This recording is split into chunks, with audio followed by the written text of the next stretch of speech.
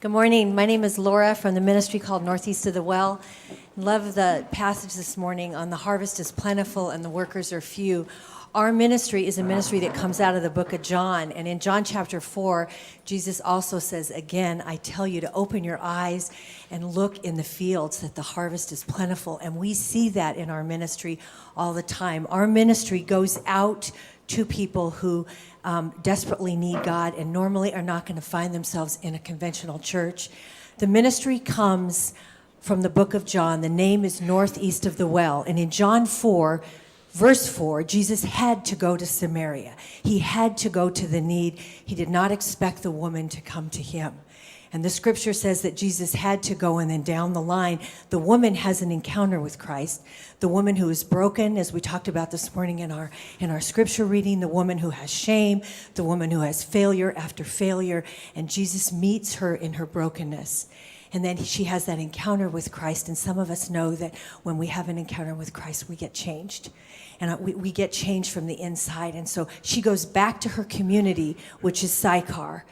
And she says, come see about a man who told me everything I ever did. Could this be the Christ? And it says many people came to believe, not just because of her testimony, but they came to see for themselves. Our ministry, Northeast, the woman goes back to the well, which is northeast of the well. And she shares everything about what Christ has done. Our ministry in a nutshell, and you're going to hear from Pepper this morning briefly, who's from our ministry, and I'm from the ministry. I had my own addiction, and God pulled me out of it 17 years ago. Our ministry is about going to county programs. We go to places, and we are in Anaheim. Recently, in the last year and a half, and your church has come by and provided a meal for our community on Monday nights. We also are in Anaheim on Friday afternoons, where a county program comes down and has Bible study and lunch, and they bring their children. Because our ministry is founded on this. We are a Christ-centered community. We are getting freed up of generational sin. Some of it we take on ourselves, and some of it is handed to us, and some of us know that. We've inherited things from our past, but some of that stuff we've brought on ourselves.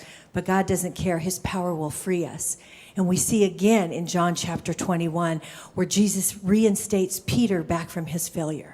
He says, I'm going to reinstate you. I'm going to bring you back. And that's what our community is. We go to people that are in their brokenness. We share Christ with them unashamedly and boldly. And we see that women get changed, and then we pour into them, and we have discipleship. So again, to close up, I want to respect all the time.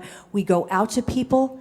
We bring them in community a couple times a week. One in Anaheim, we worship at a friend of your pastor has a church, First Congregational Church, on Monday nights. We worship. We're also in Long Beach. We're in Newport. We're in Anaheim, and we go to Tustin. We do about 8 or 9 Bible studies a week, and we are most grateful for your church being a solid ministry partner of ours in Anaheim. So with that, I would like to introduce Miss Pepper, who's from our community, and she is on staff with us now, and she, like me, is the outcast that has become the witness. Good morning, you guys. Thank you. Thank you so much for having us. So like Laura said, my name is Pepper, and I'm on staff with Northeast of the Well. It wasn't about 4 short years ago that I was actually one of those ladies in the community. I grew up in a broken home. Both my parents were alcoholic addicts, and I came to live the same life that they did. It wasn't a way that I wanted to live. I knew I needed something different, and I learned about God when I was about 9 years old, and I knew that you could pray to him and ask him for things, and it shortly became a situation to where I didn't believe he was real because of the struggles that I had when I was growing up. Let me just say that in 1996, I became a drug addict after a really bad car accident that I was in. That turned from cocaine to meth. From me going to jail over and over again, I did not get to raise my first son, and that actually landed me in jail for the last time when I was 4 months pregnant with my second son. I landed in a place called Heritage House South, which is in Costa Mesa, which is a sister program to the Anaheim House, which is Heritage House North in Anaheim. So let me just say how God has intervened in my life. This last time when I went to jail, I opened a Bible for the first time and I started reading. God has changed my life completely. I was that drug addict, liar, drug dealer, person that you cannot trust. to where I am today is I actually get to work in ministry. Laura has blessed me with a job in ministry. I get to give back what was given to me. And I actually get to be a discipler. I get to go to discipleship. I get to be a part of baptisms today. And I actually get to help people change their lives like they were there for me. I just want you guys to know that we are so grateful for what you guys already do for us, but we could always use a little bit more support. Please feel free to come by our table. We have a card here that's three ways that we need you more in Anaheim. And I just want to say thank you guys so much for having us here today. Truly blessed, and I know that God has changed my life, and hopefully we could change more lives. Thank you so much.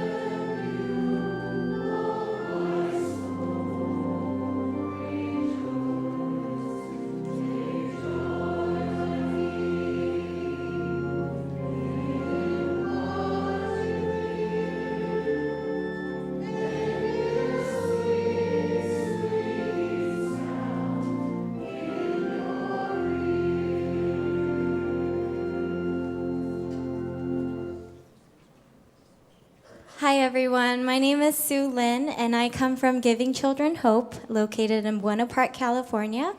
I just wanted to speak to you about our We've Got Your Back program, which is what you've been faithfully supporting for 1.5 years now. Our We've Got Your Back program partners with 62 schools in Orange and LA counties to identify the most vulnerable students in our community. All of these students are enrolled in free and reduced meal programs at their schools, and so they depend on these programs for their source of nutrition during the weekday. But what we realized was during the weekend and during summer vacation, these kids were going hungry. And so we started our program in hopes of resolving that issue. We provide 1,100 backpacks of food to 1,100 families in Orange and LA counties. That's around 12 tons of food that leave our warehouse on a weekly basis and serve around 4,000 to 5,000 individuals every single week. Now, 2 years ago, I met Malia. I had the privilege of meeting her. And immediately after she learned about our mission, she asked, how can I help? And so I offered her this opportunity to adopt Melrose Elementary into your family.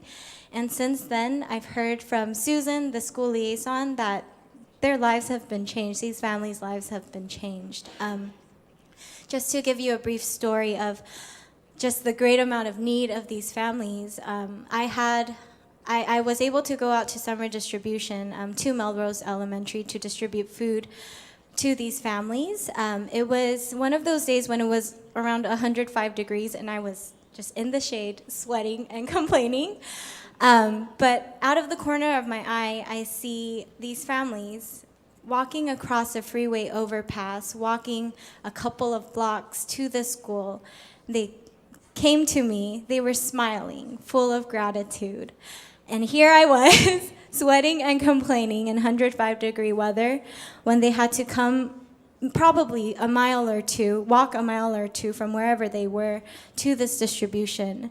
And then they had their kids in one hand, their cart of food in another, an umbrella in another. I don't know how that happened, but and they had to walk, a mile or two back to where they had come from. And that's when I realized that Canyon Hills Presbyterian Church would be the perfect fit for this school. In Christmas, 7 students on their Christmas wish lists asked for mattresses, asked for beds. And you were able to graciously sponsor 2 out of 7 of those students. Immediately when we dropped off those mattresses, the grandmother of the 2 students dropped down on her knees and started praying a prayer of gratitude. So I personally want to thank you, Canyon Hills Presbyterian Church, for being an example of what a church should be, for serving the underserved, for loving the unloved, and for reaching out to the unreached, but most of all for being answers to prayers. So thank you for all your hard work.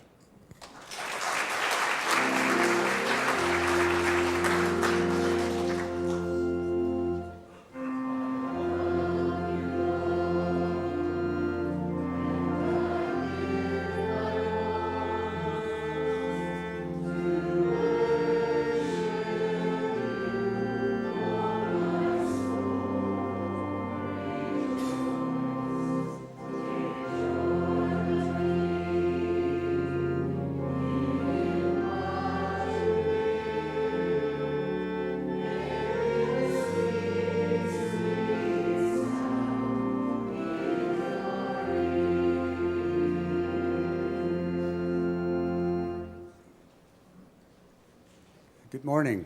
I'm Ken Cornelison. I come to you from Laguna Presbyterian Church, and I'm here to talk about a place far away in Nyeri, Kenya, in Africa, that connects our churches and many others.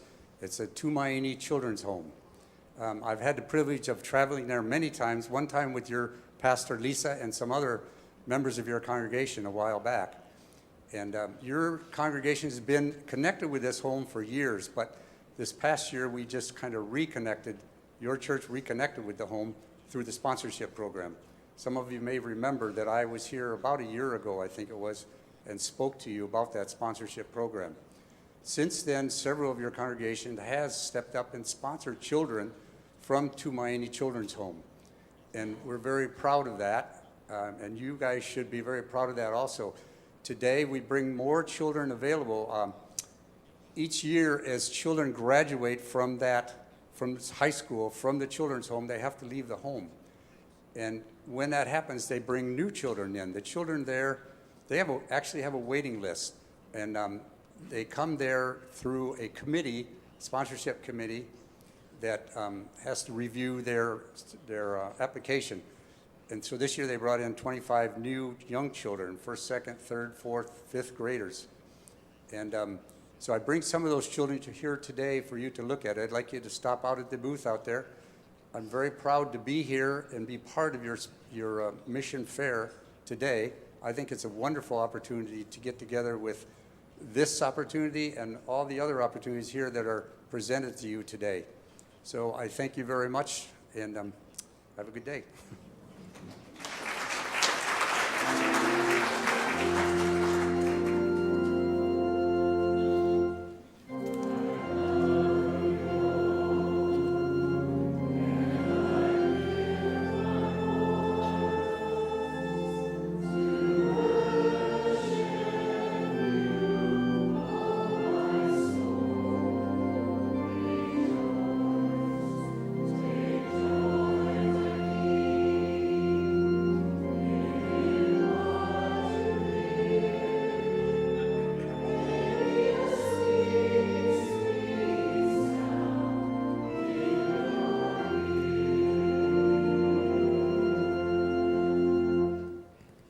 Hi everyone, my name is Sheree Subramanyam, and I'm a member of this church, and I coordinate the Mercy House volunteers that go down to the Santa Ana homeless shelter on Monday nights. I'm here today because Mercy House and all the people that work there are on retreat this week. They've just recently opened the Bridges at Kramer Place. It's a new permanent homeless shelter that's right now serving 100 people, and by the end of the year, they'll be having enough beds for 200 people. So they're kind of busy this weekend, so I'm stepping in for them. I remember the first time that I went to Mercy House as a volunteer, and I took my children with me, Josh and Alex. I thought it would be a great, experience for them because it was right before Christmas, and I thought, what better way to show them that there's more to Christmas than just Santa Claus and presents. I wanted them to learn to give from themselves and that it's more blessed to give than to receive. So we went there, and I wasn't sure. I was a little anxious. I wasn't sure how that was going to all work out because my kids had never been in that situation before. So we went, and Alex and I that night were in charge or busy serving the homeless food. And what stood out the most for me is that everyone that came up to get a plate of food thanked us or blessed us or were really grateful that we were there serving them. My son was handing towels out before the residents took showers, and he said that when the residents would come up to him, they would thank him, and then they would chat. Some of them wanted to talk about how old he was and what school we went to, and so he said, and when we were driving back home, we were all discussing what had happened, and what we all noticed was that the people that were there, by one circumstance or another, they were there because something happened in their life that they couldn't control. And they wanted really just somebody to talk to, because a lot of times when you see homeless people on the street, people ignore them, avoid them, or turn the other way, and nobody listens to them. So that when we were there, we noticed that they really just wanted somebody to hear them, to hear their story and to hear what was going on in their life. And that's what we came back with, and I've gone there many times since, and I've really, really felt grateful that I could serve them in that capacity. Now, we will still have, in the coming year, we will still have the homeless shelter, the temporary ones open for one more year at least. even with the permanent shelter open. So I'll let you know in the fall when that's going to open, and I hope many of you join us this year because it's a really fulfilling experience. Thank you.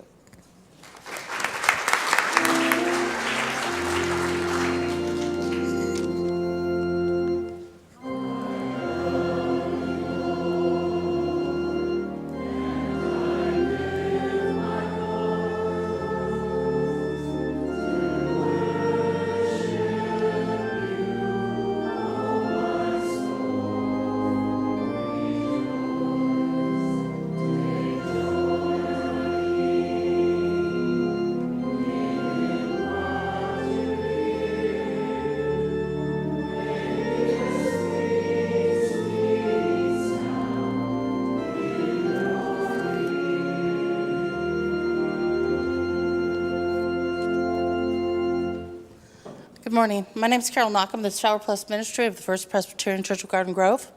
I will probably speak really fast. Our Shower Plus Ministry is pretty basic and simple. We offer hot showers, hot food, and fellowship to the people who come on Tuesdays and Thursdays between 6 and noon. I'm going to talk about our volunteers. Our volunteers are what brings the people back to the ministry. They're the ones who give them dignity. They're the ones who remember a name to the face. They let them know that they are still a person and not that invisible person on the street. That's what gets people back. They are the people that we want to see come back more and more. We bring them the simplest things. If you ask any of our participants at the Shower Plus Ministry, they'll tell you it's not the shower that they're coming for. It's the fellowship, it's the friendship, and it's a safe place to be. And they love speaking to everybody. They want to tell you their story. They want you to tell them your story. That's probably the most amazing thing about the ministry. Our volunteers do so many tasks that if it wasn't for them, the smallest task would become the biggest tasks, such as making coffee, knocking on a door, doing a shower run, a bathroom run. That's probably the hardest part is because nobody wants to do it. And just sitting there and listening. That is the most amazing part of our ministry, is that our volunteers, the one staff member, and the people of the church just simply listen.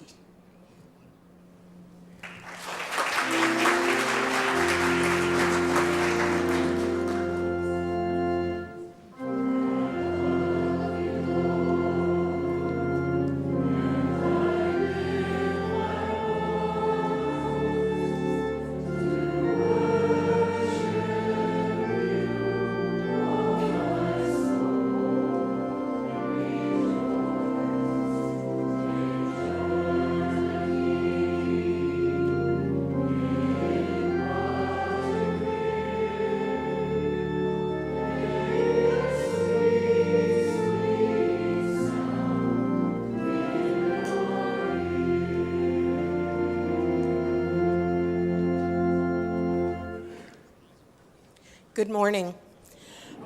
A lot of you know me. I'm Kathy Mills, and I'm a member of this church.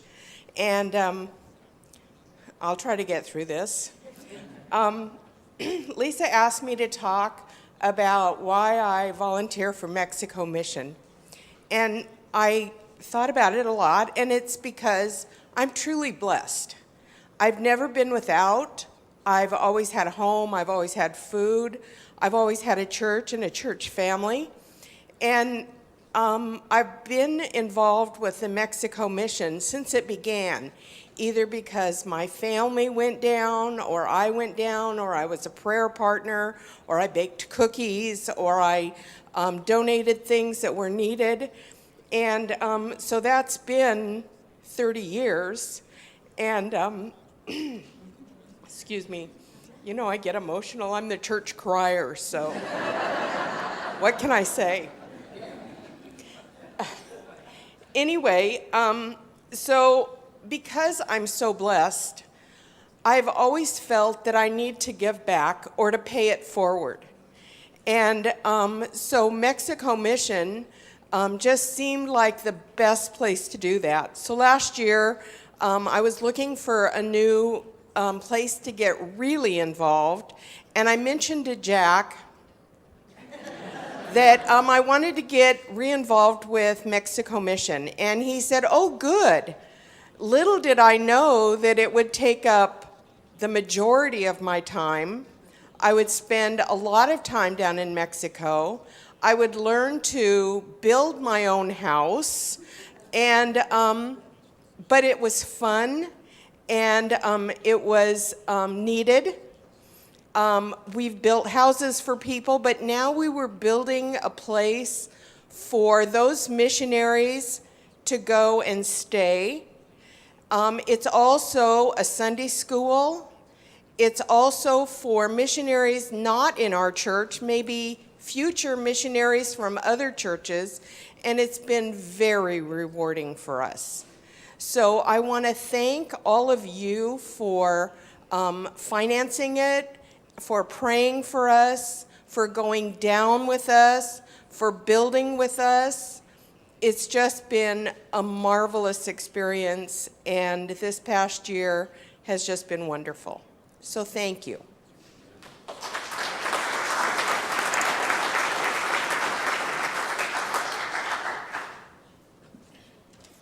My name is Jack Hale, and I'd like to share with you my faith in Mexico Mission.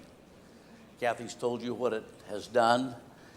My faith, I believe, consists of strength and selfishness.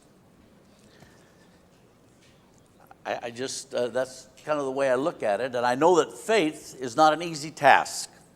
It's full of disappointments, it's full of bumpy roads, and it has a lot of heartbreak sometimes.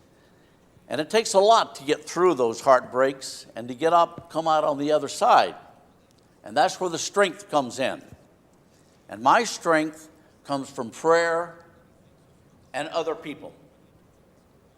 And I know that strength of prayer and faith can move mountains. And when that mountain starts to move, I am filled with joy. I like it. And I want more. And then the selfishness kicks in. Well, when I found out that we lost Futuro de Oro compound, I knew that we had to have our own. It was just that simple. We had to have a safe, secure place to continue 28 plus years of work. And I looked around this congregation and thought a lot about what all of us together have done in the last 28 years. So there's no question about it. So I set out on this task in prayer and looking to others. And today, as Kathy shared with you, that mountain is moving. And it's because of you. And you have given me the strength to start that movement. And I thank you, and God bless you.